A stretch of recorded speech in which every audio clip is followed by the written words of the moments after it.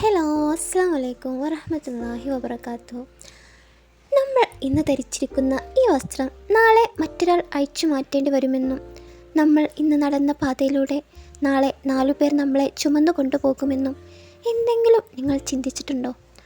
മരണമെന്ന സത്യം നമ്മുടെ തൊട്ടടുപ്പുണ്ടെന്ന് ഓർമ്മിപ്പിക്കുന്ന സിറാജുദ്ദീൻ ഖാസിമിയുടെ അതിശക്തമായ ഒരു പ്രഭാഷണത്തിലേക്കാണ് ഇന്ന് നമ്മൾ കടക്കുന്നത്.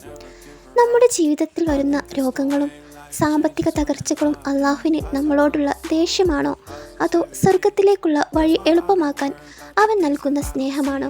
മരണത്തിൻ്റെ വേദന എത്രത്തോളം ഉണ്ടാകും? ഈ ചോദ്യങ്ങൾക്കെല്ലാം ഖുർആൻ്റെ വെളിച്ചത്തിൽ മറുപടി നൽകുകയാണ് ഈ വീഡിയോയിലൂടെ. അവസാനം വരെ കാണുക. നമ്മളുടെ ചിന്തകളെ മാറ്റിമറിക്കാൻ ഈ വാക്കുകൾക്ക് സാധിക്കും. പ്രളയവും നിപ്പയും നമ്മളെ പഠിപ്പിച്ചത് എന്താണ്? വമ്പൻ ഫ്ലാറ്റുകളിൽ താമസിച്ചവരും വലിയ അഹങ്കാരത്തോടെ നടന്നവരൊക്കെ ഒരു ചെറിയ പ്രളയം വന്നപ്പോൾ സ്കൂളിലെ വരാന്തകളിൽ അഭയം തേടേണ്ടി വന്ന കാഴ്ച നമ്മളൊക്കെ കണ്ടതാണ്. അള്ളാഹുവിൻ്റെ പരീക്ഷണങ്ങളെക്കുറിച്ചും മരണമെന്ന യാഥാർത്ഥ്യത്തെക്കുറിച്ചും ആണ് ഈ വീഡിയോയിൽ ഞാൻ പറയാൻ പോകുന്നത്. വിശ്വാസിയും നിർബന്ധമായും കേൾക്കേണ്ട ഒരു പ്രഭാഷണമാണിത്.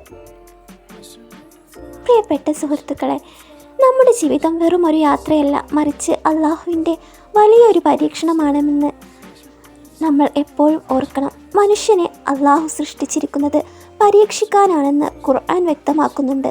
സ്വർഗം അത്ര എളുപ്പത്തിൽ ലഭിക്കുന്ന ഒന്നല്ല. മുൻഗാമികൾ അനുഭവിച്ച പ്രയാസങ്ങളും കടബാധ്യതകളും രോഗങ്ങളും നമ്മളും നേരിടേണ്ടി വരും. ഭയം, പട്ടിണി, സാമ്പത്തിക നഷ്ടം, പ്രിയപ്പെട്ടവരുടെ മരണം എന്നിവയിലൂടെയൊക്കെ അള്ളാഹു നമ്മളെ പരീക്ഷിച്ചു കൊണ്ടേയിരിക്കും. പരീക്ഷണങ്ങൾ അള്ളാഹുവിൻ്റെ സ്നേഹമാണ്. നമുക്കൊരു രോഗമോ കടമോ ഉണ്ടാവുന്നത് അള്ളാഹുവിനോട് നമ്മൾ ഇഷ്ടമില്ലാത്തത് കൊണ്ടല്ല, മറിച്ച് സ്നേഹമുള്ളത് കൊണ്ടാണ്. ചിലർക്ക് സ്വർഗം നൽകാൻ വേണ്ടി അള്ളാഹു അവർക്ക് രോഗങ്ങൾ നൽകുകയും അവർ അത് ക്ഷമയോടെ നേരിടുമ്പോൾ പകരം സ്വർഗം നൽകുകയും ചെയ്യുന്നു. മരണം എപ്പോൾ എവിടെ വെച്ച് എന്ന മരണത്തിൻ്റെ അനിശ്ചിതത്വം സംഭവിക്കുമെന്ന് അള്ളാഹുവിന് മാത്രമേ അറിയൂ. ഒരു സെക്കൻഡ് കഴിഞ്ഞ് എന്ത് സംഭവിക്കുമെന്ന് പറയാൻ ആർക്കും കഴിയില്ല. മരിക്കാൻ മാരകമായ രോഗങ്ങളൊന്നും വേണമെന്നില്ല, ഒരു തലവേദന പോലും മതിയാകും. അതുകൊണ്ട് ഓരോ നിമിഷവും മരണത്തെ പ്രതീക്ഷിച്ച് നന്മയോടെ ജീവിക്കാൻ ശ്രമിക്കണം. മരണത്തിന് വലിയ വേദന ഉണ്ടെന്ന് ഖുർആൻ പറയുന്നു. മലക്കുൽ മൗത്ത് അസ്രായിൽ അലൈഹിസ്സലാം പോലും മരണവേദന കണ്ട് കരഞ്ഞിട്ടുണ്ടെന്ന് നമ്മൾ ഓരോരുത്തരും അറിഞ്ഞിരിക്കണം. പ്രവാചകൻ മുഹമ്മദ് നബി സല്ലല്ലാഹു അലൈഹി വസല്ലം പോലും മരണസമയത്ത് വേദന അനുഭവിച്ചിരുന്നു. അപ്പോൾ നമുക്കൊക്കെ എത്ര വേദന അനുഭവിക്കാനുണ്ടാകും? നിങ്ങൾ ഓരോരുത്തരും ചിന്തിച്ച് നോക്കിയിട്ടുണ്ടോ? യഥാർത്ഥ വിജയി ആര്? പള്ളിയിലെ സ്ഥാനമോ താടിയുടെ നീളമോ അല്ല ഒരാളെ വിജയിയാക്കുന്നത്, മറിച്ച് മരണസമയത്ത് ലാ ഇലാഹ ഇല്ലല്ലാഹ് എന്ന ആ ഷഹാദത്ത് കലിമ ചൊല്ലി മരിക്കാൻ ആർക്ക് സാധിക്കുന്നുവോ അവനാണ് യഥാർത്ഥ വിജയി. നമ്മളെ എല്ലാവരെയും ലാ ഇലാഹ ഇല്ലല്ലാഹ് എന്ന ഷഹാദത്ത് കലിമ ചൊല്ലി മരിക്കാൻ അള്ളാഹു അനുഗ്രഹിക്കുമാറാകട്ടെ. കേരളത്തിലുണ്ടായ വെള്ളപ്പൊക്കം, നിപ്പ വൈറസ് തുടങ്ങിയ ദുരന്തങ്ങൾ നമുക്ക് വലിയ പാഠങ്ങൾ നൽകി. ഈ സമയത്ത് മനുഷ്യർക്കിടയിലുണ്ടായ മതസൗഹാർദ്ദവും പരസ്പര സഹായവും എന്നും നിലനിൽക്കേണ്ടതാണ്. മാതാപിതാക്കളെ വൃദ്ധസദനത്തിൽ ആക്കുന്നവർക്കുള്ള താക്കീതും നമ്മൾ എപ്പോഴും ഈ ഓരോ പരീക്ഷണങ്ങളിലൂടെ മനസ്സിലാക്കണം.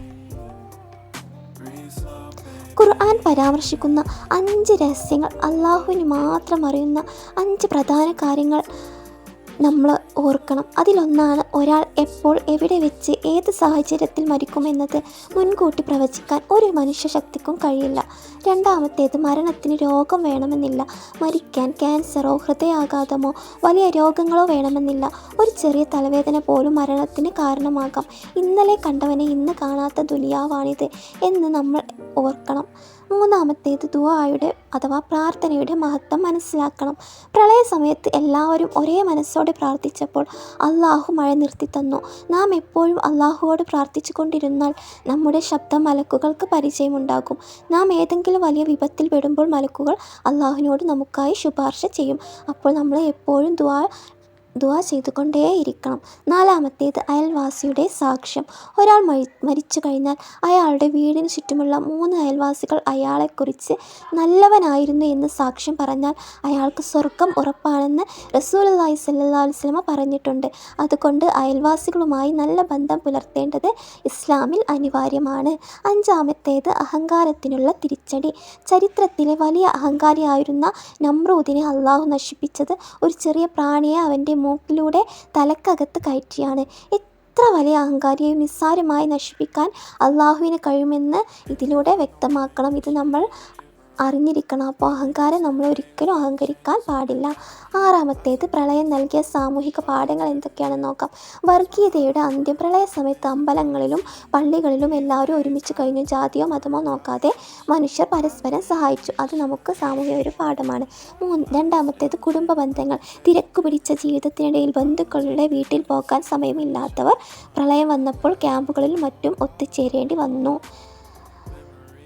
മാതാപിതാക്കളോടുള്ള കടമ. മാതാപിതാക്കളെ വൃദ്ധസദനത്തിലാക്കി ഫ്ലാറ്റുകളിൽ സുഖമായി ജീവിച്ചവർ പ്രളയം വന്നപ്പോൾ സ്കൂൾ വരാന്തകളിൽ അഭയം തേടേണ്ടി വന്നു. അള്ളാഹുവിൻ്റെ ശിക്ഷാരീതികളിൽ പലതാണെന്ന് ഇത് നമ്മെ പഠിപ്പിക്കുന്നു.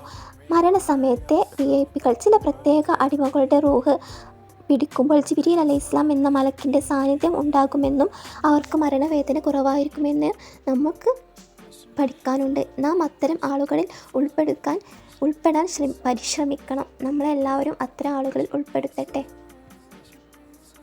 ആമീൻ.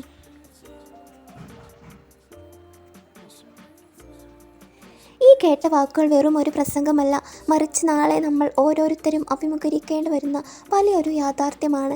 നമ്മുടെ ജീവിതം അള്ളാഹുവിൻ്റെ ഇഷ്ടത്തിനനുസരിച്ച് മാറ്റിയെടുക്കാൻ നമുക്ക് സാധിക്കട്ടെ. മരിക്കുമ്പോൾ ആ ഷഹാദത്ത് കലിമ ചൊല്ലി മരിക്കാൻ ഭാഗ്യം ലഭിക്കുന്ന VIP കൂട്ടത്തിൽ അള്ളാഹു നമ്മെ എല്ലാവരെയും ഉൾപ്പെടുത്തട്ടെ എന്ന് ദുആ. അപ്പോൾ സിറാജുദ്ദീൻ ഖാസിമി ഉസ്താദിൻ്റെ ഈ പ്രഭാഷണം നൽകുന്ന പ്രധാന സന്ദേശം ഒന്നേയുള്ളൂ: നമ്മുടെ ജീവിതം ഒരു പരീക്ഷണമാണ്. മരണം എപ്പോൾ വേണമെങ്കിലും സംഭവിക്കാം. അതുകൊണ്ട് ഈ നിമിഷം മുതൽ നന്മയുടെ പാതയിലേക്ക് മാറാൻ നമുക്ക് ശ്രമിക്കാം.